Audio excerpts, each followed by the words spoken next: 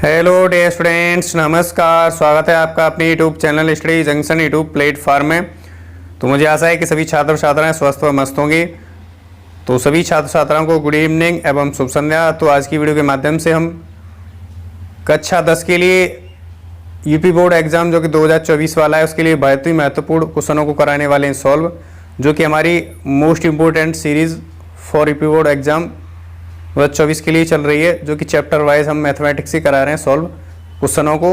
तो जो भी छात्र छात्राएं देखेंगे वीडियो को शुरू से अंत तक जरूर देखेंगे। शुरू से अंत तक देखोगे तो आपको इन सवालों का एक एक पॉइंट अच्छे से क्लियर होगा। एक एक पॉइंट क्लियर होगा तो आप आसानी से सवालों को कर सकते हो यूपी बोर्ड एग्जाम में आसानी से सॉल्व। ठीक है, तो जो भी छात्र छात्राएं इस वीडियो के माध्यम से नए जुड़े हैं, चैनल को सब्सक्राइब करके बेल आइकन को जरूर प्रेस कर लेंगे, क्योंकि इसी चैनल के माध्यम से आपको बहुत ही महत्वपूर्ण मटेरियल मिलने वाला है, जो कि आपके आगामी परीक्षा यूपी बोर्ड वाली है उसमें बहुत ही कारगर साबित होने वाला है। क्योंकि इसी चैनल के माध्यम से सोशल साइंस जो है, हिंदी, ड्राइंग के जो भी बहुत ही महत्वपूर्ण क्वेश्चन होते हैं जो कि एमसीक्यू होते हैं और पीवाईक्यू भी करा रहे हैं, मतलब उसी में शामिल हैं। तो वो सीरीज़ देखना न भूलें, जो कि हमारी 5 तारीख से शुरू हो रही है शाम 5 बजे से जो है। तो प्रत्येक छात्र छात्रा को वो सीरीज़ ज़रूर देखनी है, क्योंकि आपके लिए 120 क्वेश्चन कराए जाएंगे जो कि ड्राइंग से संबंधित होंगे। उसमें से आपके जो है 20 में 20 नंबर, किसी बच्चे के 18 नंबर आना तय है ज़रूर, क्योंकि वो सीरीज़ आपके लिए बहुत ही महत्वपूर्ण होने वाली है। तो देखें, ऐसे ही प्रत्येक सब्जेक्ट के हम इसी चैनल के माध्यम से कराएंगे एमसीक्यू सॉल्व। ठीक है, तो आइए अब हम क्वेश्चन की तरफ बढ़ते हैं। और तो प्रत्येक छात्र छात्रा वीडियो को शुरू से अंत तक जरूर बने रहना होगा। ठीक है, तो जो है हमारा most important question for UP board exam जो कि 2024 वाला है। यूट्यूब चैनल का नाम है स्टडी जंक्शन, पहले ही बता दिया था। इस चैनल पर ये आपका अपना ही चैनल है, प्यार व सपोर्ट जरूर बनाए रखें और अपने भाई बहनों की मदद करें। आप किस प्रकार से कर सकते हो, तो आप इस वीडियो को ज़्यादा से ज़्यादा अपने मित्रों के पास, भाई बहनों के पास, रिलेशन में जो भी क्लास 10th में पढ़ने वाले छात्र हैं उनके पास ज़रूर इस वीडियो का लिंक जरूर शेयर करें, क्योंकि वो भी इस वीडियो का लाभ उठा पाएँ और प्रिपरेशन को बेहतर कर पाएंगे, क्या अपनी प्रिपरेशन को बेहतर कर पाएंगे। ठीक है, तो आइए जो चैप्टर हमारा 12 है, यानी पृष्ठीय क्षेत्रफल और आयतन। एक्सरसाइज हमारी 12.2 है। इससे पहले हमने प्रीवियस वीडियो डाली है 12.1 से, जो भी हमारे महत्वपूर्ण क्वेश्चन होते हैं उनको हमने कराया सॉल्व। प्रीवियस वीडियो हमने 2 डाल दी, वो जिन छात्रों ने नहीं देखे तो जाके जरूर देख लेंगे, क्योंकि वहाँ से भी आपके लिए बहुत ही महत्वपूर्ण क्वेश्चन हैं जो कि हमने कराए सॉल्व। ठीक है, 1-2 क्वेश्चन आपकी एग्जाम में जरूर आएंगे, वहाँ से देखने को मिलेंगे। ठीक है, तो हमारा जो पहला क्वेश्चन है इसका ये भी मोस्ट इंपोर्टेंट होने वाला है, क्योंकि हमारी जो ये वाला सवाल है, प्रीवियस जो एग्जाम है 2023 वाला पेपर था उसमें आया है। इसमें संख्याएं चेंज कर दी थी, लेकिन सवाल का पैटर्न वही है। मैं कहता हूं कि सवाल का पैटर्न वही रहने वाला है, संख्याएं चेंज हो सकती हैं। क्या संख्याएं चेंज हो सकती हैं, पैटर्न वही रहने वाला है। इसलिए प्रत्येक छात्र छात्रा को सवाल अच्छे से, एक एक पॉइंट अच्छे से क्लियर करना होगा। ठीक है, हम इसी चैनल के माध्यम से क्लियर करते जाएंगे एक एक पॉइंट। ठीक, तो कह रहा है कि एक ठोस एक अर्धगोला पर खड़े एक शंकु के आकार का है, जिनकी त्रिज्याएं 1 सेंटीमीटर हैं तथा शंकु की ऊंचाई उसकी त्रिज्या के बराबर है।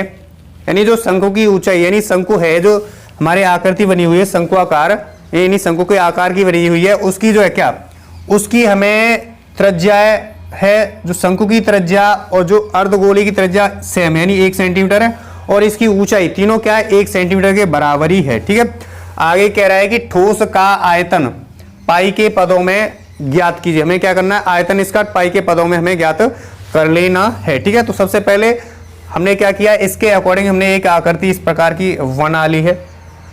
ठीक है, तो यही कह रहा है कि जो अर्धगोला पर क्या है, एक शंकु खड़ा है, तो अर्धगोला हमने बना लिया, इस प्रकार का अर्धगोला दिखाई देता है। इस पर हमने एक शंकु अध्यारोपित कर दिया है।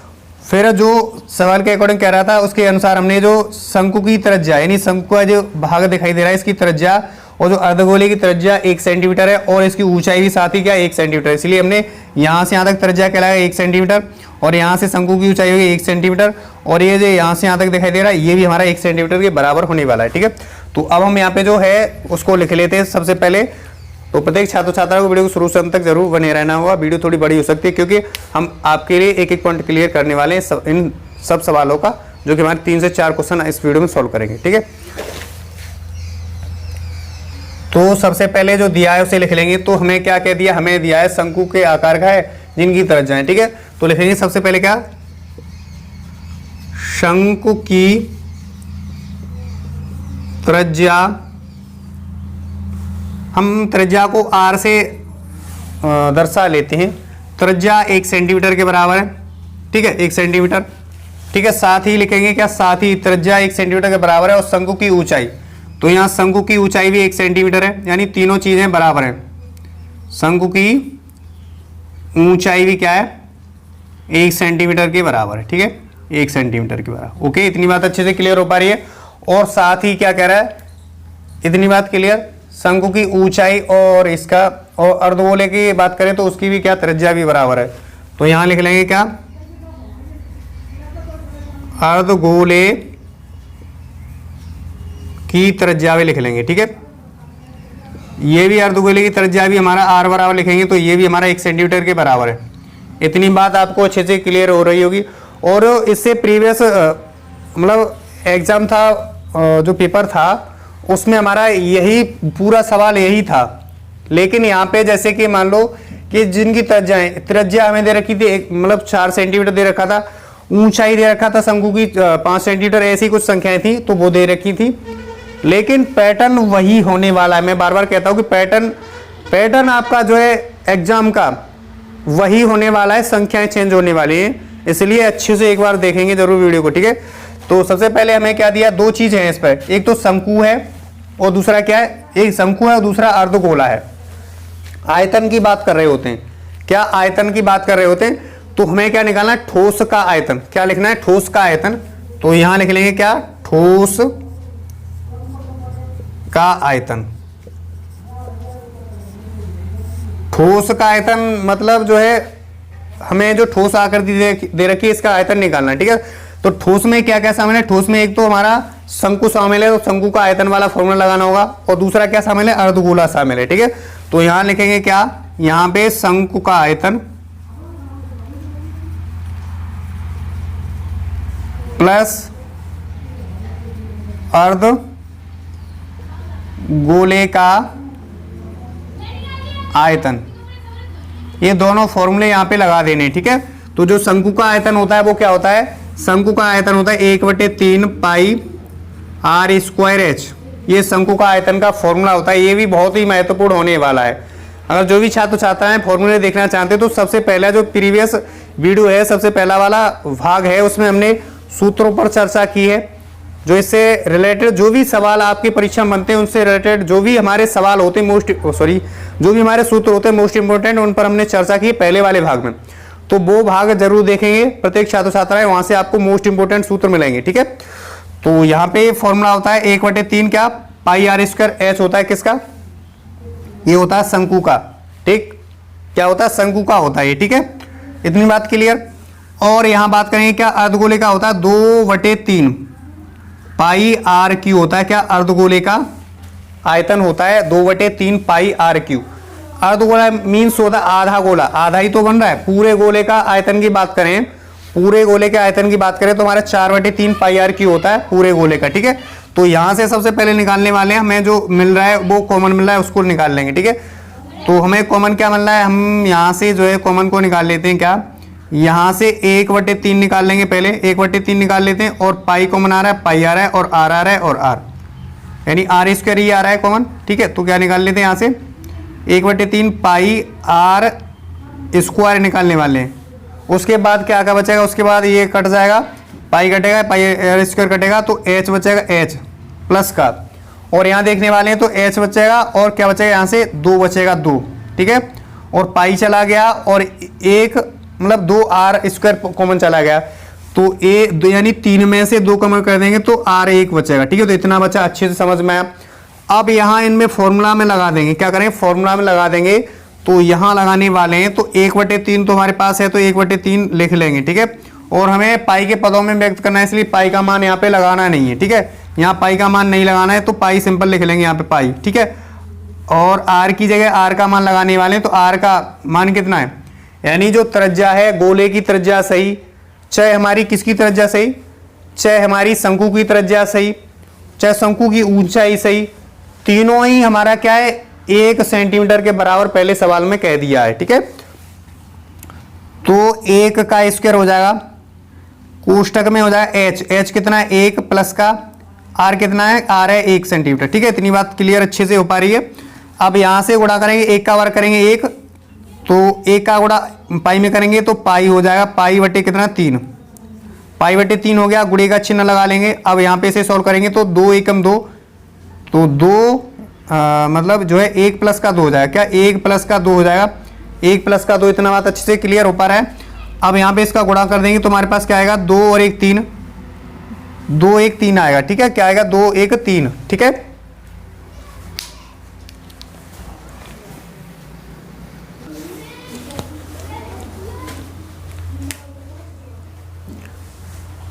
तो यहाँ पे 2 और 1 3 हो जाएगा, तो हमारे पास 3 पाई बटे क्या हो जाएगा, 3 हो जाएगा, जो कि 3 से 3 कैंसल आउट हो जाएगा। तो क्या बचेगा, यहाँ पे जो बचेगा पाई बचेगा, पाई यानी पाई। और हमारे पास जो इकाई है वो सेंटीमीटर में है, और जो आयतन है वो हमेशा आता है घन सेंटीमीटर में। तो हमारा क्या आ जाएगा, पाई क्यू आ जाएगा। क्या आ जाएगा, पाई क्यू आ जाएगा। तो यही हमारा क्या होगा, अभीष्ट आंसर हो गया। क्या, यही हमारा अभीष्ट आंसर होने वाला है। ठीक है, तो मुझे आशा है ये क्वेश्चन आपके लिए बहुत ही महत्वपूर्ण होने वाला है परीक्षा की दृष्टि से।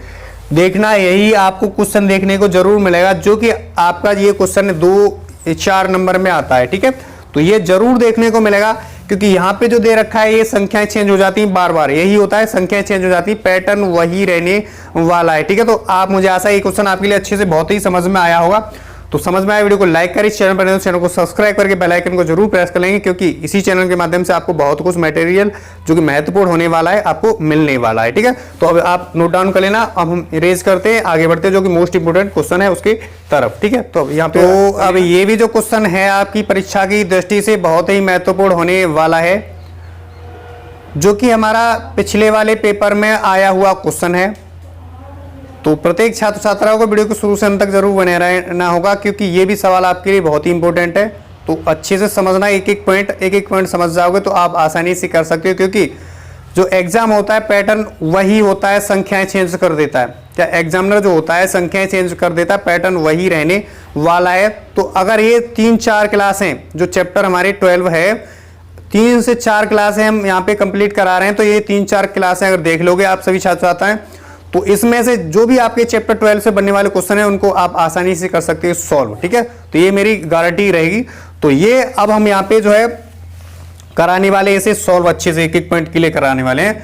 तो हमारा जो ये दूसरा सवाल है, तो ये जो कह रहा है हमारे पास 12 सेंटीमीटर, 16 सेंटीमीटर और 20 सेंटीमीटर व्यास वाले धातु के 3 ठोस गोलों को पिघलाकर एक ठोस गोला बनाया जाता है। क्या ठोस गोला बनाया जाता है। इस ठोस गोले की त्रिज्या एवं व्यास ज्ञात कीजिए। क्या करना है, त्रिज्या एवं व्यास ज्ञात करना है। ठीक है, तो ये जो क्वेश्चन दिखाई दे रहा है आपको, ये जो क्वेश्चन दिखाई दे रहा है, इसमें क्या था, जो सवाल पिछले वाला पूछा था, इसमें हमारी यहाँ पे त्रिज्याएं दे रखी थी। यहाँ जो दे रखा था 6 दे रखा था और 8 दे रखा था, तो 10 और ये त्रिज्या दे रखा था। ठीक है, लेकिन यहाँ पे जो व्यास है इसकी जगह क्या दूसरा, यहाँ पे दूसरी संख्याएं चेंज कर सकता है, पैटर्न वही रहेगा, सवाल वही रहेगा जैसा कि पहले चेंज कर चुका है एग्जामिनर। ठीक है, तो यहाँ हमने क्या, इसके बनाने के लिए हमने आकृतियां बना ली, ये ठोस गोले बना लिए, एक गोला 2 3, और इन तीनों को पिघला कर, यानी तीनों को पिघला कर किस में पिघलाएंगे, हम हमेशा द्रव में पिघलाएंगे, और द्रव यानी आयतन। तो इसका हमें आयतन वाला फॉर्मूला यूज करना है। इसमें क्या करना है, गोले का आयतन वाला फॉर्मूला यूज करना है, क्योंकि पिघलाने की बात करें, द्रव की बात करें, तो ऐसे सवाल में आपको आयतन वाला फॉर्मूला लगा देना होगा। ठीक है, इतनी बात अच्छे से क्लियर हो पा रही है। तो एक गोला, 2 गोला, 3, इन तीनों को पिघलाकर एक बड़ा गोला बनाया गया ठोस। उसी ठोस गोले का हमने त्रिज्या निकालना है, और प्लस फिर क्या निकालना, त्रिज्या के बाद हमें व्यास भी निकाल लेना है। ठीक है, तो हम जो हमारे गोले का जो आयतन वाला फॉर्मूला होता है वो 4/3 पाई आर क्यू होता है। क्या होता है, 4/3 पाई आर क्यू होता है। तो हम ये इसको मान लेंगे क्या, 1 मान लेंगे, R1 मान लेंगे, इसको R2, इसकी त्रिज्या मतलब इसकी त्रिज्या R3 मान लेंगे, और जे ये वाला है इसकी क्या मान लेंगे, इसका बड़ा R मान लेंगे त्रिज्या। क्या इसकी बड़ा R से, कैपिटल R से क्या दर्शा देंगे, इसकी त्रिज्या को दर्शाने वाले हैं। ठीक है, तो यहाँ जो फॉर्मूला लगाने वाले हैं वो लगाने वाले 4/3 पाई R1 क्यू लगाने वाले हैं। इसमें 4/3 पाई R2 का क्यू लगाने वाले हैं। यहाँ पे 4/3 पाई 3 लगा देंगे और क्यूब पावर लगा देंगे। ठीक है, इतनी बात अच्छे से क्लियर हो पा रही है। और यहाँ जो फॉर्मूला लगाने वाले हैं, यहाँ पे लगाने वाले 4/3 पाई बड़ा आर क्यू, ये वाला फॉर्मूला यहाँ पे लगाने वाले हैं। आयतन यानी पिघलाने की बात करें, द्रव की बात करें, ये इंपॉर्टेंट पॉइंट आपके लिए, क्योंकि पिघलाने की बात करें, द्रव की बात करें, तो वहां पे आपको आंख बंद करके फॉर्मूला कौन सा लगा देना, आयतन वाला फॉर्मूला लगा देना होगा। ठीक है, तो यहां हमारे पास सबसे पहले जो दिया है उसको लिख लेंगे। तो यहां हल करने वाले हैं, तो यहां जो दिया है, तो तीनों जो हमारे 3 धातु हैं, धातु के ठोस गोले हैं, उनका हमें व्यास दे रखा है क्रम से, 12 दिया, 16 दिया और 20 दिया है। तो यहां पे लिखेंगे क्या, तीनों धातु के ठोस गोलों का व्यास क्रमशः दिया कितना, क्रमशः दिया है हमें 12 सेंटीमीटर दिया है, कोमा 16 सेंटीमीटर दिया, 16 सेंटीमीटर दिया। ठीक है, और क्या दिया है, और 20 दिया है, तो यहां पे लिख लेंगे क्या, 20 सेंटीमीटर लिख लेंगे। इतनी बात अच्छे से क्लियर कंफर्म हो पा रही है। ठीक है, तो यहां हमें क्या निकालना है, त्रिज्या निकालना है, त्रिज्या इसकी निकालना है। तो हम यहां पे त्रिज्या निकालेंगे, क्या त्रिज्या फर्स्ट वाले की, तो R1 से दर्शाएंगे, R1 बराबर लिखेंगे क्या, R1 बराबर व्यास बटे 2, तो व्यास क्या है 12 है, 12 बटे 2 यानी 6 सेंटीमीटर आ जाएगा इसका त्रिज्या। ठीक है, जो पहले वाला गोला है इसकी त्रिज्या कितना आ गया, 6 सेंटीमीटर आ गया। ऐसे ही व्यास बटे 2 यानी 16 बटे 2 करेंगे तो इस वाले की आ जाएगा कितना, 8 सेंटीमीटर त्रिज्या आएगा। ठीक है, तो R2 बराबर कितना है, R2 बराबर आ जाएगा 8 सेंटीमीटर। आपको अच्छे से क्लियर हो पा रहा है। ऐसे ही हमारा R3 निकालेंगे, तो R3 यानी व्यास कितना है, 20 सेंटीमीटर है व्यास तीसरे वाले गोले का। ठीक है, तो व्यास बटे 2 यानी 20 बटे 2 करेंगे तो 10 सेंटीमीटर आने वाला है, तो 10 सेंटीमीटर हो गया। मुझे ऐसा यहां तक आप कंफर्म हो रहा होगा, अच्छे से क्लियर हो पा रहा है। ठीक है, अब क्या करेंगे, अब जो बड़ा वाला जो गोला है उसकी त्रिज्या को मान लेंगे क्या, माना जो है यहां ठोस गोला की त्रिज्या, या बड़ा गोला लिख सकते हैं या ठोस गोला बराबर का R मान लेंगे, क्या R मान लिया इसको। इतनी बात क्लियर, R।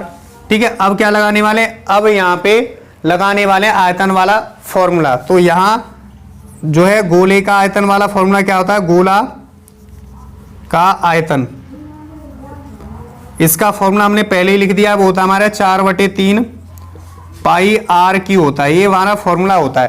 ठीक है, तो यहां लिखेंगे क्या, यहां पे लिखेंगे ठोस गोला है ना, तो लिखेंगे क्या, यहां लिखेंगे ठोस गोला का आयतन बराबर, ठोस गोले का आयतन बराबर क्या होगा, यानी जो हमारा पहले वाला गोला है उसका आयतन लगाएंगे।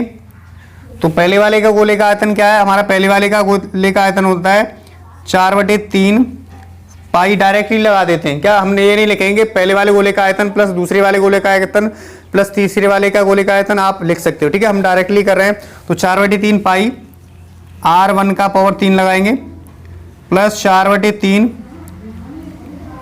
मतलब पाई R2 की पावर 3 लगाएंगे प्लस का 4/3 पाई R की 3 की पावर 3 लगा देंगे। इतनी बात क्लियर अच्छे से हो पा रही है। और ये जो बड़ा वाला है इसकी जगह लगा देंगे क्या, इसकी जगह भी लगा देंगे 4/3 पाई बड़ा R लगा देंगे, इसकी पावर 3 लगा देंगे। ठीक है, इतनी बात अच्छे से क्लियर हो पा रही है, एक एक पॉइंट।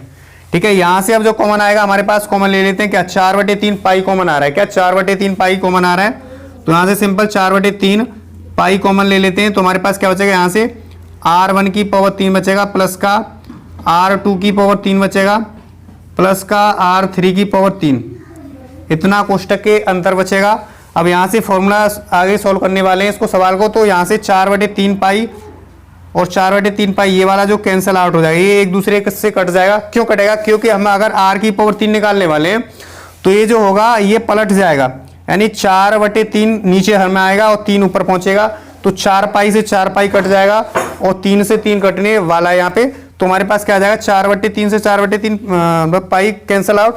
तो हमारे पास RQ बराबर लिखेंगे तो हमारे पास कोष्टक में क्या आएगा R1 की पावर 3। तो R1 यानी पहले वाला गोले का त्रिज्या कितना है, पहले वाले का हमारे पास कितना त्रिज्या 6 सेंटीमीटर। ऐसे ही हमारा दूसरे वाले की बात करें तो 8 सेंटीमीटर, तीसरे वाले की बात करें तो हमारे पास 10 सेंटीमीटर। ये तीनों गोलों की त्रिज्या दे रखी क्रमशः, ठीक है। तो यहाँ लगाएंगे क्या, 1 की जगह रखेंगे 6, तो 6 का क्यूब हो जाएगा, प्लस का इसकी जगह लगाएंगे तो 8 का पावर 3 हो जाएगा, यानी 8 का क्यूब हो जाएगा, प्लस का इसका लगाएंगे तो 10 का पावर 3 हो जाएगा, ठीक है। यहाँ से हम इसका घन लगा देंगे सबका। तो 6 का घन होता है 216 होता है, 6 से 36 का 216 होता है, ठीक है। तो यहाँ से 216 लिखेंगे, इतनी बात क्लियर। 8 का होता है 512 होता है, 8 का 512 होता है, और 10 का होता है 1000। कितना होता है 10 का 1000 घन होता है। आगे सॉल्व करने वाले हैं, R का पावर 3 लगाएंगे, R का पावर 3, ठीक है, R का पावर 3, ओके। अब सबको जोड़ लेंगे, तो सबको जोड़ने वाले हैं तो हमारे पास 0 और 2 और 6 8 हासिल लगा कुछ नहीं, ठीक है। 0 में 1 जोड़ेंगे 1, और 1 में जोड़ देंगे कितना 2 जोड़ देंगे 3,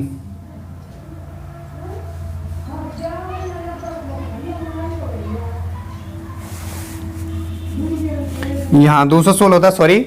अब जोड़ लेंगे, 0 में जोड़ेंगे 2 और 8, 6 8 हो जाएगा, हासिल कुछ नहीं। 0 और 1 1 और 1 और 1 2, तो 2 हो जाएगा, हासिल कुछ नहीं। फिर भी 0 में जोड़ेंगे कितना 5, और 5 में जोड़ेंगे 2, तो 7 हो जाएगा, 7 और 1 यहाँ पे आ जाएगा ये वाला, तो 1728। कहने का मतलब 1728 हो गया। R की पावर 3 बराबर कितना हो गया 1728। R की पावर 3 1728 आया।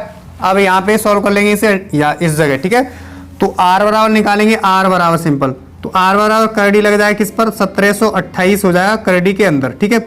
जो कि हम 1728 का अगर हम निकालें क्या घनमूल निकालेंगे, तो 1728 का घनमूल की बात करें तो हमारा 12 का क्यू होता है। क्या होता है 12 का क्यू 1728 होता है। तो हमारा जो R बराबर आ जाएगा, R बराबर कितना आ जाएगा, R बराबर मतलब 12 आ जाएगा, ठीक है। 12 सेंटीमीटर आ गया R बराबर, जो कि हमारा हमने यहाँ से क्या निकाली है, हमने यहाँ से त्रिज्या निकाली है। क्या इसका हमने क्या त्रिज्या यहाँ से ये वाला भाग क्लियर कर लिया त्रिज्या। अब हम निकालने वाले हैं व्यास। तो व्यास क्या होता है, व्यास 2 गुणा त्रिज्या होता है, 2 गुणा R होता है यानी त्रिज्या होता है। तो व्यास बराबर निकालेंगे तो 2 गुणा कितना 12 हो जाएगा, और हम 12 दूनी 24 कर देंगे, 24 सेंटीमीटर क्या आ जाएगा व्यास आ जाएगा। क्या व्यास हमारे पास आ गया कितना 24 सेंटीमीटर, जो कि हमारे D से प्रदर्शित कर देते। क्या D से प्रदर्शित करते, तो मुझे आशा है ये भी क्वेश्चन आपके लिए बहुत ही महत्वपूर्ण होने वाला है। तो देखना न भूलें, अपने भाई बहनों की मदद करना न भूलें, अपने भाई बहनों के पास जरूर भेजें इस वीडियो को। लिंक मित्रों के पास, भाई बहनों के पास, संबंधियों जो हमारे रिलेशन में आपके हों, तो उनके पास भी जरूर वीडियो का लिंक फॉरवर्ड कर देंगे, क्योंकि वो भी इस वीडियो का लाभ उठा पाए और अपनी प्रिपरेशन को बेहतर कर पाए, ठीक है। तो अब आप इसको अच्छे से समझना और नोट डाउन कर लेना था। अब हम इसी क्रम में आगे जो मोस्ट इंपोर्टेंट क्वेश्चन उसके तरफ बढ़ते हैं। तो प्रत्येक छात्र छात्रा को वीडियो को शुरू से अंत तक जरूर। ये भी जो क्वेश्चन है हमारा तीसरा वाला, ये भी बहुत ही महत्वपूर्ण होने वाला है। तो प्रत्येक छात्र छात्राओं को वीडियो को शुरू से अंत तक जरूर बने रहना होगा। तो बिना समय गंवाए इसको भी हम यहाँ पे सॉल्व कर लेते हैं। तो हमारा जो तीसरा क्वेश्चन है ये कह रहा है कि एक लंबवृत्तीय शंकु की तिर्यक ऊंचाई 13 सेंटीमीटर तथा संपूर्ण पृष्ठ 9 पाई सेंटीमीटर स्क्वायर है। इसके आधार की त्रिज्या क्या करना, हमें इसके आधार की त्रिज्या ज्ञात कर लेना है। तो प्रत्येक छात्र छात्राओं को अच्छे से समझना है, तो वीडियो को शुरू से अंत तक जरूर बने रहना होगा। इसके बाद में हम एक और महत्वपूर्ण क्वेश्चन लेंगे, तो वीडियो थोड़ी ही लेंथी होगी, वो देखना न भूलें, वो भी आपके लिए बहुत ही महत्वपूर्ण होने वाला है। और ये जो सवाल दिखाई दे रहा है ये प्रीवियस पेपर में आया हुआ सवाल है, ठीक है। तो ये भी महत्वपूर्ण होने वाला है। तो इस प्रकार का सवाल आ सकता है आपकी परीक्षा में, संख्या चेंज हो सकती है, पैटर्न वही रहने वाला है। अब तक के हमने जो पेपर देखे हैं 2020 से लेकर के सभी देखे हैं, तो उसमें इसी प्रकार के सवाल दिखाई देते हैं और संख्याएं चेंज हो जाती हैं, ये ठीक है, यही पैटर्न है आपका। तो हमने इसके अकॉर्डिंग हमने एक जो है शंकु बना लिया, जो कि लंबवृत्तीय शंकु है। इसकी हमें क्या, इसका पृष्ठ दे रखा है, तो ये पृष्ठ दे रखा है 9 पाई सेंटीमीटर स्क्वायर दिया है, ठीक है। और हमें साथ बोल रहा है कि 13 सेंटीमीटर क्या है, 13 सेंटीमीटर इसकी तिर्यक ऊंचाई। तिर्यक ऊंचाई ये होता है तिर्यक की ऊंचाई ये होता है, ये इसकी ऊंचाई है, ये क्या है, यहाँ से यहाँ तक की बात करें ऊंचाई है, और ये यहाँ से यहाँ तक इतना वाला भाग त्रिज्या कहलाता है, और ये यहाँ से यहाँ तक पूरा जोड़ दें यहाँ तक तो ये हमारा व्यास कहलाता है। ये विशेष बात ध्यान रखना है, ठीक है। तो हमारे पास एक मतलब शंकु है, तो शंकु का पृष्ठीय क्षेत्रफल लगाना होगा। यहाँ पे क्या लगाना होगा, शंकु का पृष्ठीय क्षेत्रफल और हमारा आधार का क्षेत्रफल। हमें क्या निकालना है, इसके आधार की त्रिज्या निकालना है, इसलिए आधार का क्षेत्रफल वाला फॉर्मूला यहाँ पे लगा देना है, ठीक है। तो यहाँ लगाएंगे क्या, यहाँ लिखेंगे सबसे पहले जो दिया है वो लिख लेंगे, तो दिया होता है वो सबसे पहले लिख लेते हैं, ठीक है। तो हमें क्या दिया है, मतलब शंकु की तिर्यक ऊंचाई लिख लेंगे, क्या, शंकु की तिर्यक ऊंचाई जिसे हम एल से प्रदर्शित करते हैं, क्या हम एल से प्रदर्शित करते हैं, किसको, शंकु की तिर्यक ऊंचाई को एल से प्रदर्शित करते हैं।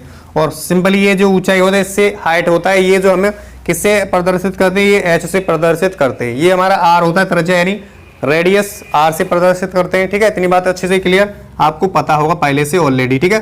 तो हम इस बात पर चर्चा कर चुके हैं पहले ही, तो यहाँ पे सेंटीमीटर लिख लेंगे, इतनी बात अच्छे से क्लियर हो पा रही है, ओके। अब हम क्या लगाने वाले हैं, यहाँ पे हम लगाए क्या, मतलब शंकु का संपूर्ण पृष्ठ क्षेत्रफल वाला फॉर्मूला लगाएं, क्या, शंकु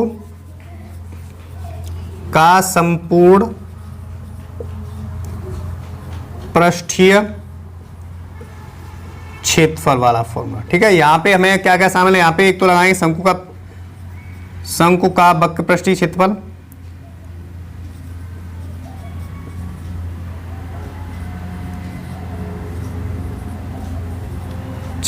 ठीक है। और यहाँ क्या लगाने वाले हैं, यहाँ पे जो है प्लस का आधार का क्षेत्रफल, क्या, आधार का क्षेत्रफल लगाने वाले, ठीक है, ये लगाने वाले। और हमारा जो शंकु का संपूर्ण पृष्ठ ये जो दिया है, ये हमारा 9 पाई दिया है, पहले से क्या दिया है, 9 पाई सेंटीमीटर स्क्वायर दिया है। तो ये दिखाई दे रहा है शंकु का पृष्ठीय क्षेत्रफल यानी पृष्ठ दिया है, वो हम यहाँ पे लिख लेंगे कि 9 पाई लिख लेंगे, इसकी जगह यहाँ पे लिख लेते हैं 9 पाई। इतनी बात अच्छे से क्लियर हो पा रही है, 9 पाई, ओके। इतना बात अच्छे से क्लियर लिख लिया हमने। शंकु का पृष्ठीय क्षेत्रफल होता है किसके बराबर होता है, पाई आर एल के बराबर होता है, क्या, पाई आर एल के बराबर होता है। और इसका होता है क्या, पाई आर स्क्वायर होता है, क्या, पाई आर स्क्वायर होता है आधार का क्षेत्रफल, ठीक है। ये आपको अच्छे से क्लियर हो पा रहा है, ठीक है। 9 पाई तो है ऑलरेडी पहले से, यहाँ लगाएंगे क्या, यहाँ से हम क्या कॉमन ले लेते हैं, पाई आर कॉमन आ जाएगा, क्या, पाई आर कॉमन आ जाएगा, तो एल प्लस का क्या आ जाएगा, एल प्लस का एक आर यहाँ से कॉमन आया तो एक आर बचा, यानी आर बचा, आर बच गया, ठीक। यहाँ से हम पाई से पाई कैंसल आउट कर देंगे, क्या करेंगे, यहाँ सॉरी यहाँ पे 90 होगा, क्या होगा, यहाँ पे 90 होगा, 90 पाई, यहाँ भी गलत हो जाता। यहाँ जो देखना है ये जो है 90 है, कितना 90 है, तो यहाँ 90 पाई लिख लेना, क्या, 90 पाई लिखना है यहाँ पे, ठीक है। तो सॉरी माफ करना उसके लिए, थोड़ा हमने ये यहाँ पे जो गलत लिख लिया था, यहाँ पे क्या था, 90 पाई था, ओके। अब आपको अच्छे से क्लियर हो पाएगा एक एक पॉइंट, ठीक। तो हमें पाई से पाई कैंसल आउट कर देना है, सिंपल, ये जो पाई कैंसल आउट हो गया, ठीक है। अब यहाँ क्या बचेगा, यहाँ पे हमारा 90 बचेगा, बराबर का क्या बचेगा, बराबर का हमारा बचने वाला है। यहाँ से हम क्या करेंगे, एल की जगह रख लेते, क्या, एल की जगह में 13 सेंटीमीटर दिया तो 13 सेंटीमीटर रख लेंगे, ठीक है। तो आर बराबर का क्या, 13 प्लस का आर लिख लेंगे, ठीक है। इतनी बात अच्छे से क्लियर। अब यहाँ आर का गुणा इसमें कर देंगे तो 90 बराबर का कितना आ जाएगा, 90 बराबर का 13 आर हो जाएगा, प्लस सॉरी 13 आर हो जाएगा, यहाँ पे 13 आर लिख लेंगे, प्लस का आर का गुणा आर में करेंगे तो आर की पावर 2 आ जाएगा, क्या, आर स्क्वायर ही आ जाएगा, ठीक है। अब यहाँ से आगे करने वाले हैं सॉल्व, तो यहाँ हम आगे पीछे करके लिख लेते हैं, तो हम लिख लेंगे क्या, 13 आर लिख लेंगे, प्लस का आर स्क्वायर लिख लेंगे, बराबर का 90 लिख लेंगे। इतनी बात अच्छे से क्लियर। इसको पक्षांतर करके ला रहे होते हैं इस तरफ, तो प्लस वाला संख्या माइनस का हो जाता है, तो हम आर स्क्वायर लिख लेंगे सिंपली, प्लस का 13 आर लिख लेंगे और माइनस का 90 बराबर का 0। जब इस तरफ पक्षांतर करके ले आए, सब इस तरफ आ गया, तो इस तरफ क्या बचेगा, 0 बचने वाला है, ठीक है। इतनी बात आप सभी जानते होंगे। तो ये जो हमारा ये जो बना हुआ है R square plus 13 R minus का 90 बराबर का 0, ये हमारा द्विघात समीकरण बन गया, क्या, द्विघात समीकरण बन गया। तो द्विघात समीकरण को आप सभी जानते होंगे, सॉल्व करना। अगर नहीं जानते, जो भी छात्र छात्रा नहीं जानते, तो इसी चैनल के आप प्ले लिस्ट में जाएंगे वहाँ पे जो है बीजी व्यंजकों का गुणनखंड, मतलब गुणनखंड है, तो वो वाली प्ले लिस्ट ओपन करोगे तो आपको सरल से सरल, कठिन से कठिन जितने बार हमारे गुणनखंड बनते हैं, तो उनको आप आसानी इस तरह के सवाल दे रखे हैं, इससे कठिन भी है, सरल भी है, तो वहाँ से आप अच्छे से प्रिपरेशन पहले से कर लेना होगा, ठीक है। तो जो भी छात्र कमज़ोर हैं तो वहाँ से आप अपना बेस मजबूत कर सकते हैं। ठीक है, तो अब हम क्या करेंगे, हमें 13 लाना है। 13 लाना है तो हम 90 के ऐसे गुणनखंड करने होंगे, -90 के यानी जोड़ के चिन्ह, प्लस के चिन्ह के साथ हमारे पास 13 प्राप्त हो जाए। ठीक है, तो उसमें भाई डायरेक्ट ही लिख लेते हैं, 18 पंजे 90 कर देते हैं। ठीक है, 18 पंजे 90, 18 पंजे 90 गुणा करने पर आ जाएगा कितना, गुणा करने पर आ जाएगा हमारा 90 आ जाएगा। और ये जो चिन्ह यहाँ प्लस का है, सबसे बड़ा संख्या प्लस का है तो ये प्लस का लेना है, और ये जो है माइनस का ले लेना है, और प्लस माइनस माइनस होगा। और 18 पंजे 90, तो हमने 90 के ऐसे गुणनखंड कर लिए, प्लस का 18 ले लेना है और माइनस का 5 लेना है। ठीक है, तो ये हमारा जो पेयर है मतलब फिट बैठेगा यहाँ पे। ठीक है, तो यहाँ आर इसके लिखेंगे, प्लस का 18 आर लिखेंगे, माइनस का 5 आर लिखेंगे, बराबर का 90, सॉरी यहाँ माइनस का 90 लिखने वाले, माइनस का 90। ओके, इतनी बात अच्छे से क्लियर। अब हम यहाँ पे 3 पेयर थे, मतलब 3 थे, यहाँ पे 4 बन गए जोड़ा, मतलब 2-2 का जोड़ा बना लेंगे 4, सॉरी यहाँ पे 3 पद थे, यहाँ पे हो गए 4 पद, 4 पद में से 2-2 का जोड़ा बना लेते हैं सिंपल। तो हमें क्या लेना है, यहाँ से आर कॉमन लेना है, तो आर बचेगा 1, प्लस और प्लस प्लस होता है, आर का भाग 18 आर में देंगे तो आर से आर कैंसिल, 18 बचेगा। ठीक है, इतनी बात अच्छे से क्लियर। अब यहाँ पे जो क्या है, यहाँ पे अंक कॉमन आ रहा है क्या, 5 कॉमन आ रहा है, 5 ही तो आ रहा है, 5 यहाँ पर है, 5 90 को काट देगा, आर यहाँ पर है, आर यहाँ पे नहीं है तो हमारा आर कॉमन नहीं आएगा। ठीक है, माइनस और माइनस प्लस हो जाएगा, 5 से 5 कटेगा, क्या बचेगा हमारे पास, आर बचेगा।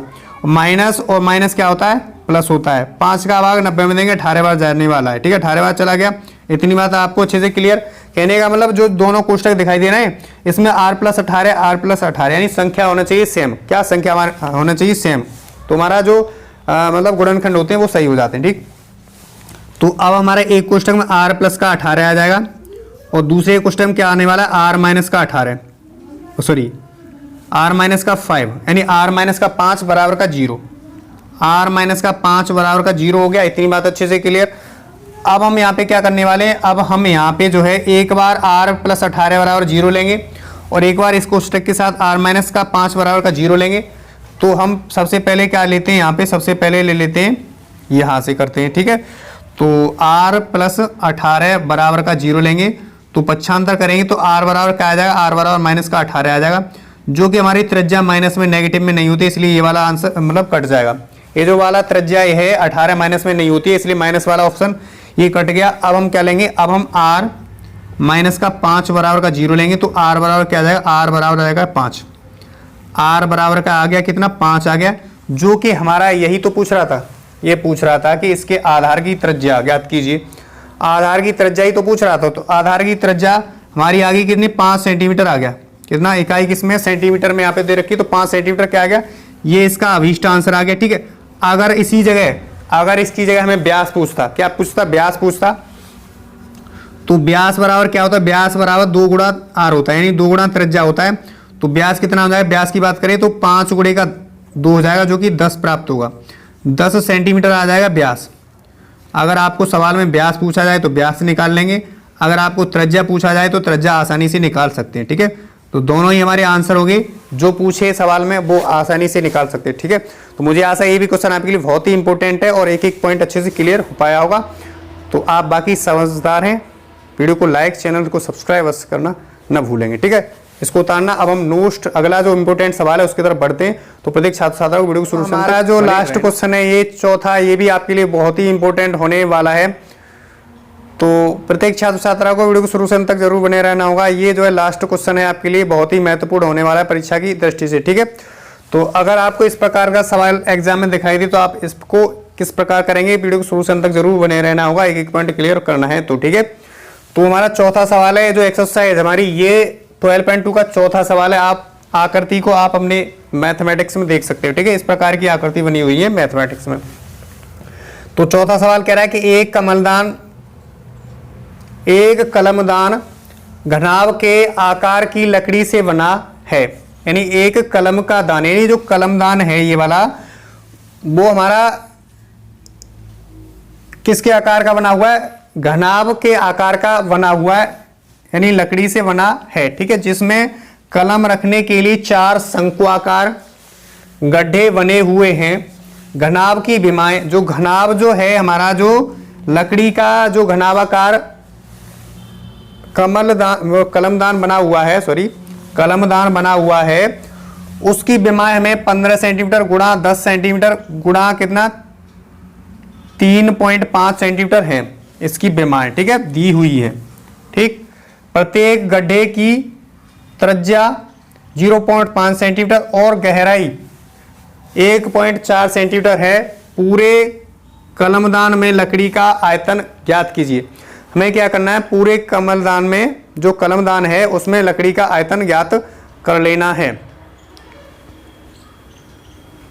अब हम हमारा जो मोस्ट इंपोर्टेंट क्वेश्चन है जो कि चौथा है, आपकी परीक्षा की दृष्टि से बहुत ही महत्वपूर्ण होने वाला है, तो ये भी अच्छे से समझेंगे। तो प्रत्येक छात्र छात्रा को वीडियो को शुरू से अंत तक जरूर बने रहना होगा, एक एक पॉइंट क्लियर करना है। तो ठीक है, ये इस वीडियो का लास्ट सवाल है और अगला जो वीडियो आएगा वो भी हमारे लिए जो आपके लिए मोस्ट इंपोर्टेंट सवाल रहने वाले परीक्षा की दृष्टि से। ठीक है, तो इससे पहले 2 पार्ट हमने अपलोड कर दिए, वो देखे नहीं हो जिन छात्रों ने वो जाके देख लेना। ये तीसरा वाला पार्ट है, इससे एक और आएगा चौथा वाला पार्ट। इसमें हम चैप्टर 12 के सारे क्वेश्चन इंपोर्टेंट बनते हैं उनको हम कवर करा देंगे इन 4 पार्टों में। ठीक है, तो हमारा चौथा सवाल कह रहा है कि एक कलमदान घनाभ के आकार की लकड़ी से बना है जिसमें कलम रखने के लिए 4 शंक्वाकार गड्ढे बने हुए हैं। घनाभ की विमाएं क्रमशः दिए 15 सेंटीमीटर गुणा 10 सेंटीमीटर गुणा 3.5 सेंटीमीटर हैं। प्रत्येक गड्ढे की त्रिज्या 0.5 सेंटीमीटर है और गहराई 1.4 सेंटीमीटर है। पूरे कलमदान में लकड़ी का आयतन ज्ञात करना है। ठीक है, तो इस प्रकार की आकृति आपके मैथमेटिक्स में देखने को मिलेगी जो कि एक्सरसाइज 12.2 का क्वेश्चन संख्या 4 है। ठीक है, तो आप वहां से देख लेना। तो इसी की हमें क्या विमाएं दे रखी हैं जो कि कलमदान है, घनाभ के आकार का है। इसमें पेन यानी जो पेंसिल है उनके रखने के लिए जो यहाँ पे कह रहा है कलम जो है, कलम को रखने के लिए 4 गड्ढे बने हुए जो शंकु यानी जो शंकु के आकार के, जो शंकु होता है ना उसके आकार के बने हुए हैं, उसमें हमें पेंसिल रखनी है। और हमें क्या करना है, जो कलमदान में लकड़ी का आयतन ज्ञात करना है जो पूरे कलमदान में उपयोग हुई है उसका। ठीक है, तो आइए अब हम यहाँ पे एक एक पॉइंट अच्छे से क्लियर करते हैं और अच्छे से समझ लेते हैं। ठीक है, तो सबसे पहले जो दिया है उसे लिख लेते हैं। तो यहाँ लिख लेंगे क्या, घनाभ की लंबाई यानी घनाभ की विमाएं दे रखी वो लिख लेंगे। तो क्या लिखेंगे यहाँ पे, घनाभ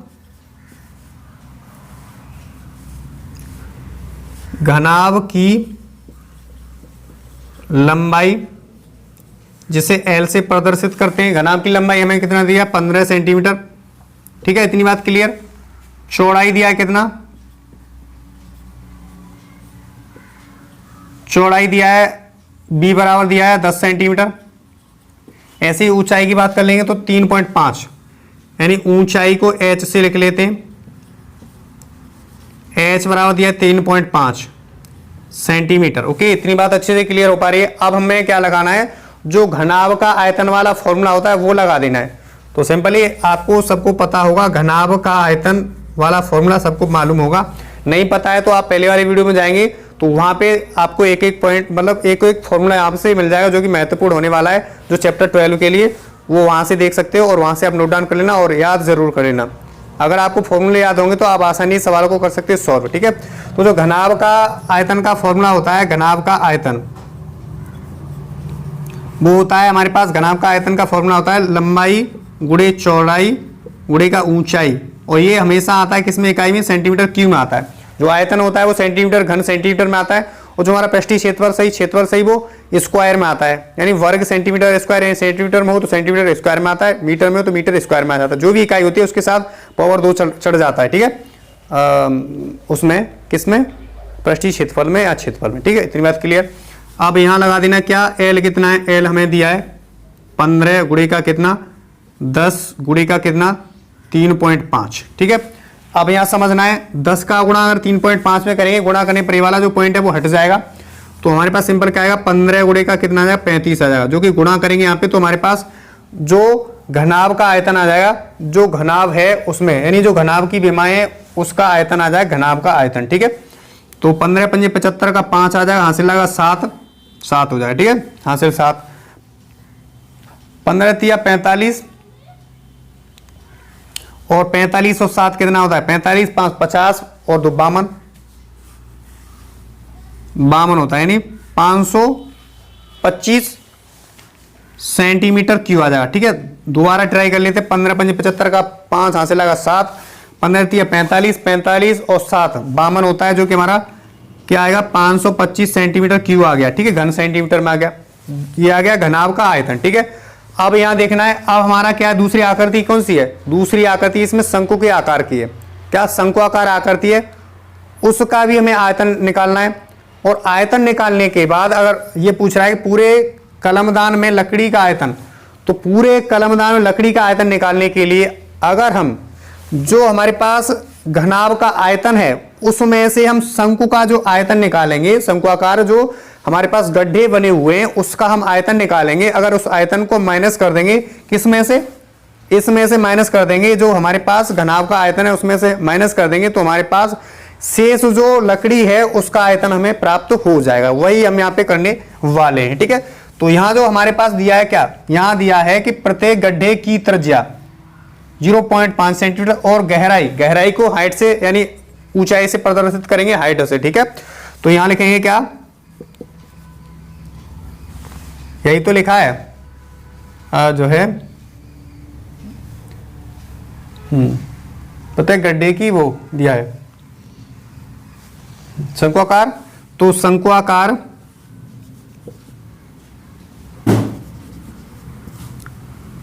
गड्ढे की त्रिज्या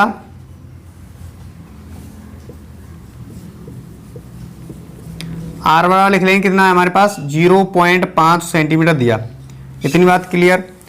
और हम ऐसे ही लिखेंगे क्या, ऊंचाई लिख लेंगे, क्या इसी की ऊंचाई, जो शंकुआकार गड्ढा है उसी की ऊंचाई लिख लेंगे, h बराबर वो हमारे पास दिया है कितना 1.4 सेंटीमीटर दिया। ठीक है, इतनी बात क्लियर।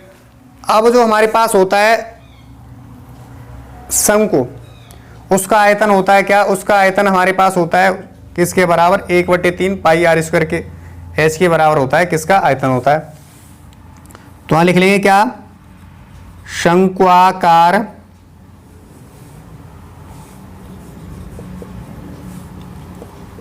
गड्ढे का आयतन। यहां ध्यान रखना, एक जो है गड्ढा, जो एक गड्ढा है उसका आयतन निकालना है, यहाँ पे चारों का नहीं निकालना है, एक का निकाल करके हम 4 का गुणा कर देंगे तो हमारे पास चारों जो शंक्वाकार गड्ढे उनका आयतन निकल के आ जाएगा। ठीक है, इसके बराबर में होता है क्या 1/3 पाई आर स्क्वायर एच के बराबर होता है, जो कि हमारा क्या इसका होता है, जो हमारा शंक्वाकार यानी शंकु का आयतन होता है 1/3 पाई आर स्क्वायर एच, इसका फॉर्मूला होता है। ठीक है, तो यहाँ पे लगाने वाले वही फॉर्मूला, तो 1/3 की जगह 1/3 लिख लेंगे, गुणा पाई की जगह 22/7 लिखने वाले 22/7 लिख लेंगे। आर की जगह त्रिज्या कितना है 0.5 है हमारे पास त्रिज्या, गुणे का कितना 0.5 लिख लेंगे। ठीक है, और यहाँ h कितना है, h है 1.4 है, तो इसको आगे सॉल्व कर रहे होते हैं, तो यहाँ आगे सॉल्व करेंगे, यहाँ पे तो आगे सॉल्व करेंगे तो हमारे पास क्या आएगा, यहाँ 22 एकम 22, 3 सत्ते 21 आ जाएगा, गुणे का 25 का मतलब 5 का वर्ग 25 होता है, 0.5 गुणा 0.5 करेंगे, 5 का वर्ग होता है 25, तो 0.25 आ जाएगा इसका गुणनफल। ठीक है, गुणे का 1.4 कर लेंगे, गुणे का 1.4, तो यहां से हमारा ये जो कट जाता था यहां से काट लेंगे कितने 7 या 21 काट लेंगे, 3 बार कट जाएगा, और 7 से काट लेंगे कितना 7 दूनी 14 यानी 0.2 बार काट लेंगे, 0.2 बार कट गया। ध्यान रखना है कि 7 से ही काटा है, 7 से काटा है कितना 7 दूनी 14, 0.2 बार काटा है 7 से मतलब 3 बार काट लिया, इतना आ जाएगा। ठीक है, अब हमारे पास क्या बचा, अब हमारे पास ये जो है 22 बचा, 22 गुणे का 0.25 बचा, और हमारे पास कितना बचा 0.2 बचा, और बटे का कितना बचा 3 बचा, इतना ही तो बचा है। अब हम सबका गुणा करेंगे, तो सबका गुणा करने पर हमें प्राप्त होगा कितना, हमें प्राप्त होगा सबका गुणा करने पर, और इसका 11 कितना प्राप्त होगा 11/30 प्राप्त हो जाएगा, कितना 11/30, सबका सॉल्यूशन करने पर 11/30 किसमें घन सेंटीमीटर क्यूब में आ जाएगा। ठीक है, घन सेंटीमीटर क्यूब में इतना आ जाएगा 11/30 आ जाएगा। इतनी बात अच्छे से क्लियर। इसको करेंगे सॉल्व, तो इसको हटाएंगे पॉइंट, तो यहाँ यही आने वाला है। ठीक है, ये हट जाएगा इसका और उसका हट जाएगा। ठीक है, तो हमारे पास इतना ही आने वाला है। ठीक है, तो मुझे आशा यहाँ तक आप अच्छे से समझ चुके हो। यानी एक जो है हमारे पास क्या, एक शंक्वाकार गड्ढे का आयतन कितना आ गया, 11 बटे कितना आ गया, 11 बटे कितना आ गया, 11 बटे 30 सेंटीमीटर क्यूब आ गया। ठीक है, इतनी बात अच्छे से क्लियर। अगर हम क्या निकालेंगे, 4 शंक्वाकार, इसी प्रकार से निकालेंगे क्या, 4 शंक्वाकार गड्ढों का आयतन। 4 शंक्वाकार गड्ढों का आयतन निकालने के लिए क्या करेंगे, 4 से गुणा कर देंगे। क्या 4 से गुणा कर देंगे, किसमें, 11/30 में कर देंगे। 2 से भाग दे देंगे, 2 से काट देंगे। ठीक है, 2 से 15 बार कट जाएगा और 2 से 4 2 बार कटने वाला है। आगे करेंगे तो 11 दूने 22, 22 बटे कितना आ जाएगा, 22 बटे 15 आ जाएगा। कितना, 22 बटे 15 सेंटीमीटर क्यूब आ जाएगा हमारा। 4 जो है, 4 गड्ढों का आयतन कितना है, 4 गड्ढों का आयतन 22 बटे 15 सेंटीमीटर क्यूब आ जाएगा। ठीक है, इतनी बात अच्छे से क्लियर हो पा रही है। आगे ठीक, आगे समझ लेते हैं। आगे समझने के लिए यहाँ पे जो है ये बची हुई जगह, इसमें हम आगे से अच्छे से समझ लेंगे। ठीक है, तो हमें क्या निकालना है, हमें सिंपल निकालना है पूरे कलमदान में लकड़ी का आयतन। तो यहाँ लिखेंगे क्या, पूरे कलमदान में लकड़ी का आयतन। अब आपको अच्छे से समझना है, क्या यही तो पूछा है, पूरे कलमदान में लकड़ी का आयतन पूछा है इसमें, सिंपल। ठीक है, तो हमें क्या करना है, इसका आयतन निकालने के लिए अगर हम क्या करेंगे, हमारे पास जो यह घनाभ के आकार का हमें दिया है कलमदान, यानी जो पेंसिल लगती है यानी कलम लगती है, उसका दान दिया हुआ है कलमदान। ठीक है, उसका हमें क्या, उसके ये जो घनाभ के आकार का है उसमें से जो हमारे पास ये आया है कितना, 525 सेंटीमीटर क्यूब आया। इसमें से अगर हम क्या कर देंगे, ये जो हमारे पास चारों गड्ढे हैं इसके आयतन को माइनस कर देंगे तो हमारे पास आ जाएगा किसका, हमारे पास आ जाएगा पूरे कलमदान में लकड़ी का आयतन आ जाएगा। ठीक है, वही हम करने वाले हैं। तो हम यहाँ लिख लेंगे क्या, यहाँ भाषा लिखेंगे क्या, यहाँ भाषा लिखेंगे कि घनाभ का आयतन माइनस का 4 शंक्वाकार गड्ढों का आयतन, ये माइनस कर देना है। ठीक है, तो हमारे पास क्या करेंगे, 525 माइनस का क्या रखेंगे, 22/15 रखेंगे। क्या 22/15 रखेंगे। अब यहां से करने वाले हैं आगे सॉल्व। तो 525 तो है हमारे पास, यहां भाग देंगे इसका, 15 का भाग देंगे तो 15 एकम 15 बचेगा 7, 15 के बाद 7 में नहीं जाएगा इसलिए पॉइंट लगा लेंगे, ध्यान रखना है। 15 एकम 15 बचा 7, भाग नहीं जाएगा इसलिए पॉइंट लगा करके 70 हो जाएगा। और हम यहाँ करेंगे कितना, 15 चौकी 60, 15 पंजे 75, तो 70 है हमारे पास, 75 ज़्यादा आ जाएगा, 15 चौकी 60 आ जाएगा, बचा 10, 10 बचा, एक और 0 बढ़ाएंगे 100 हो जाएगा। अब कर लेंगे कितना, अब कर लेंगे 15 छिका 90, 15 छिके 90, 15 सत्ते 105, 100 से ज़्यादा चलता है। तो हमारे पास कितना आ जाएगा, 525 माइनस का कितना करेंगे, 1.47 कर लेंगे, आगे बढ़ा लेंगे, आगे जाएगा इसलिए हम 7 बढ़ा लेते 6 के बाद। ठीक है, अब हम सिंपल यहाँ से माइनस कर देंगे तो 525 पॉइंट, 2 स्थान लगा लेंगे पॉइंट के बाद क्योंकि हमें इसमें से घटाना है। ठीक है, तो यहाँ लिख लेंगे क्या, यहाँ लिख लेंगे 5 के नीचे 1.47 लिख लेंगे। अब इसको घटाएंगे, क्या रखना है, यहाँ पे घटाना है। तो घटाने पर 10 में से कितना 7 गया, 3 बचेगा, यहाँ रहेगा 9, 9 में से 5 मतलब 9 में से 4 गया, 9 में से 4 गया, 5 बचेगा, पॉइंट लगा लेंगे, यहाँ रहेगा कितना, यहाँ रह गया 4, 4 में से 1 गया, 3 बचा और यहाँ रह गया 2, यहाँ रह गया 5। तो हमारे पास कितना अभिष्ट आंसर आ रहा है, इसका आंसर आ रहा है यानी पूरे कलमदान में लकड़ी का आयतन कितना आ रहा है, हमारा आ रहा है 523.53। यहाँ पे लिख लेंगे क्या, 523.53 सेंटीमीटर क्यूब आ रहा है किसका आंसर। ये जो हमारे पास चौथा सवाल है मोस्ट इंपोर्टेंट, उसका आंसर यहाँ पे हमने ऊपर लिख दिया। ठीक है, ऊपर लिखा, मुझे आशा है ये क्वेश्चन आपके लिए बहुत ही इंपॉर्टेंट होने वाला है, एक एक पॉइंट अच्छे से क्लियर हुआ होगा। तो हमें इस प्रकार का सवाल दिखाई दो, इस प्रकार से सॉल्व कर लेंगे। ठीक है, तो सबसे पहले क्या किया, सबसे पहले हमने घनाभ, जो घनाभ के आकार का क्या था, घनाभ के आकार का कमलदान था, हमने घनाभ का फॉर्मूला लगा दिया। यहाँ पे जो घनाभ का फॉर्मूला होता है लंबाई गुणा चौड़ाई गुणा ऊंचाई होता है, वो हमने फॉर्मूला लगा दिया। हमें यहाँ पे लंबाई दे रखी थी, लंबाई दे रखी थी 15, चौड़ाई दे रखी थी 10 और ऊंचाई दे रखी थी 3.5। इसको लगाया, इसको लगाने पर हल करने पर हमें प्राप्त हुआ कितना, 525 प्राप्त हुआ, जो कि सेंटीमीटर क्यूब में आया। ठीक है, और हमारे पास इसका पूरे का आ गया, जो कलमदान है उसका पूरे का आयतन आ गया जो घनाभाकार है, ठीक है। इसमें अब अगर गड्ढों की बात करें 1 2 3 4 गड्ढे हैं और ये जो चारों गड्ढे हैं वो हमारे किसके आकार के, ये जो शंकु आकार है, शंकु के आकार के गड्ढे हैं। तो इसमें आयतन वाला फॉर्मूला लगा रहे हैं, तो एक शंकु आकार गड्ढे का आयतन निकालने के लिए हमें क्या लगाना होगा, शंकु का आयतन वाला फॉर्मूला लगाना होगा, जो कि हमारा किसके बराबर होता है 1/3 पाई आर स्क्वायर एच के बराबर होता है। वो वाला फॉर्मूला लगाने पर आगे सॉल्व किया जब लगा करके एक का आया कितना, एक का आया 11/30 सेंटीमीटर क्यूब। एक जो है शंकुआकार गड्ढे का आयतन आया। 4 का निकालने के लिए 4 से गुणा किया, 4 का गुणा किया तो हमारे पास कितना आया, सॉल्व करने पर 22/15 सेंटीमीटर आया, ठीक है।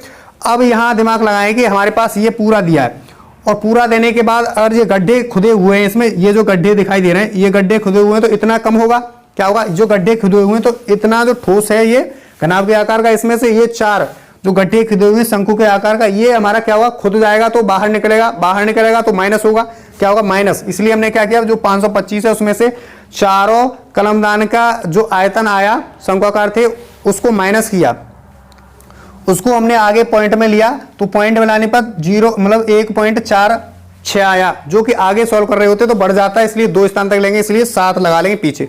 ये तो आप सभी जानते हैं। माइनस करने पर हमारे पास 523.53 घन सेंटीमीटर क्यू आया, जो कि हमारा अभीष्ट जिसका आंसर आ रहा था। मुझे आशा है ये क्वेश्चन आपके लिए बहुत ही इंपॉर्टेंट होने वाला है। तो आज की वीडियो हमने 4 क्वेश्चनों को चर्चा की, ये चारों आपके लिए परीक्षा की दृष्टि से बहुत ही इंपॉर्टेंट होने वाले हैं। तो प्रत्येक छात्र छात्राओं को ऐसे ही वीडियो पर प्यार व सपोर्ट चैनल पर बनाए रखना है, क्योंकि ये आपका अपना ही चैनल है। अपना चैनल समझे, प्यार व सपोर्ट बनाए रखें, अपने भाई बहनों की मदद करें, वीडियो को फॉरवर्ड करें ज़्यादा से ज़्यादा अपने मित्रों के पास, भाई बहनों के पास, क्योंकि वो भी इस वीडियो का लाभ उठा पाएँ। अब आपके पास जो है बहुत ही कम समय रह गया है, 15 से 16 दिन रह गए हैं, तो आपको अपनी प्रिपरेशन बेहतर करनी होगी। आप और हम ऐसे ही निरंतर प्रयास करते रहेंगे। इसी चैनल के माध्यम से आपको अन्य सब्जेक्ट यानी जो अन्य विषय हैं उनके हमारे एमसीक्यू यानी बहुविकल्पी प्रश्न होते हैं, जो कि 20 नंबर के होते हैं, आपको भरने होते हैं OMR सीट पे। तो 20 नंबर के क्वेश्चन है, उन पर महत्वपूर्ण क्वेश्चन है, उन पर हम चर्चा कर रहे हैं इसी वीडियो के माध्यम से, जो कि हमारी सीरीज 5 तारीख से शुरू होने वाली है। जो 5 तारीख आ रही है मंडे से शुरू होने वाली है, जो कि हमारा पहला जो सब्जेक्ट है उसके क्वेश्चन यानी जो हमारा चित्रकला वाला है, उस पर हमने जो पार्ट आएगा उसमें मतलब 20 से 23 क्वेश्चनों को सॉल्व कराएंगे। वो बहुत ही महत्वपूर्ण होने वाले हैं। पूरे हम बात करें चित्रकला की तो हमारा 120 क्वेश्चन आएंगे, जिसमें से आपके लिए 20 इंपोर्टेंट क्वेश्चन रहेंगे, जो कि आपकी परीक्षा की दृष्टि से बहुत ही महत्वपूर्ण होने वाले रहेंगे। तो सारे, लेकिन 20 आपके क्वेश्चन वहां से फंस जाएंगे, ठीक है। तो मुझे आशा है आज से मुझे आशा है कि आप सभी को ये वीडियो अच्छी लगी हुई, एक पॉइंट अच्छे से क्लियर हुआ होगा सवाल का। तो इसी प्रकार से फिर से कह रहा हूं, प्यार व सपोर्ट बनाएं अपना इस चैनल पर, क्योंकि ये आपका अपना ही चैनल है। तो आज की बस इतना ही, नेक्स्ट वीडियो मिलते हैं इसी क्रम के साथ, जो कि हमारा 3 आज की वीडियो 3 हमारा भाग हुए। चौथे वाले भाग में हमारा जो चैप्टर 12 है, इसी से जो हमारे जितने बार इंपोर्टेंट मतलब रह गए सवाल, जितने बार इंपोर्टेंट सवाल रह गए उन पर हम चर्चा करेंगे और उनको भी अच्छे से समझेंगे। तो प्रीवियस वीडियो जिन छात्रों ने नहीं देखे तो वो जाके वो देख लेंगे और ऐसे ही आगे देखते रहेंगे। निरंतर आपकी प्रिपरेशन बेहतर होती रहेगी इसी चैनल के माध्यम से। आज के लिए बस इतना ही। नेक्स्ट इंपोर्टेंट क्वेश्चनों के साथ मिलते हैं नेक्स्ट वीडियो में। तब तक वीडियो देखने thank you so much and जय हिंद एंड जय भारत।